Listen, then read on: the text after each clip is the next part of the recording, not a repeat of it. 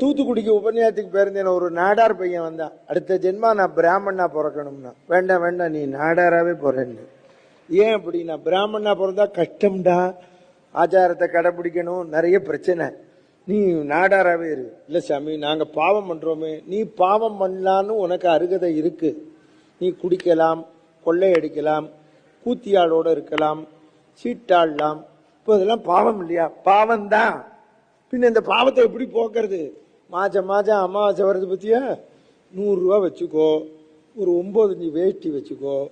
என்ன மாதிரி பிராமணன் யாராவது இருப்பான், அவன்கிட்ட கொடுத்து நமஸ்காரம் பண்ணு. ஒரு நாடாரிடம் சொன்னேன், நீ குடிக்கலாம், சீட்டாடலாம், எல்லா தப்பும் பண்ணலாம்.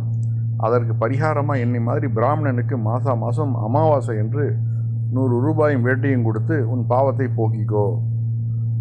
எப்படி பாருங்க, அந்த ஆள் பிராமணனா மறுபிறவியில் பிறகுன்னு ஆசைப்பட்டாப்பிலையாம். இல்லை வேணாம், நீ நாடாராகவே போகிற, அதான் நல்லது.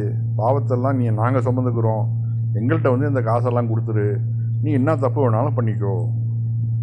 எப்படிப்பட்ட ஒரு ஆள்! இவரோட வயசு பாருங்கள், என்ன வயசு இந்த ஆளுக்கு.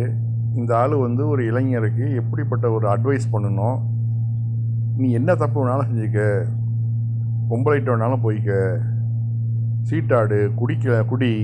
ஆனாலும் மாதம் ஒரு பிராமணனை பார்த்து ஒரு 100 ரூபாயும் வேட்டியும் கொடுத்துட்டேன்னா உன் பாவத்தை ஃபுல்லாக அவன் தலையில் போட்டுக்குவான், நீ வந்து புனிதனாக மாறிடுவ.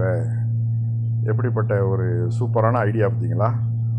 அதாவது உழைக்காமல் சாப்பிட்றதுக்கு எப்படிப்பட்ட ஐடியாக்கள்லாம் இவங்க வந்து உண்டாக்கி வச்சுருக்காங்க. அதை புரியாமல் இந்த மக்கள் வந்து இன்னும் வந்து அந்த நம்பிக்கையில் விழுந்து கிடக்கிறாங்க. இதுதான் நம்ம பார்க்குறோம்.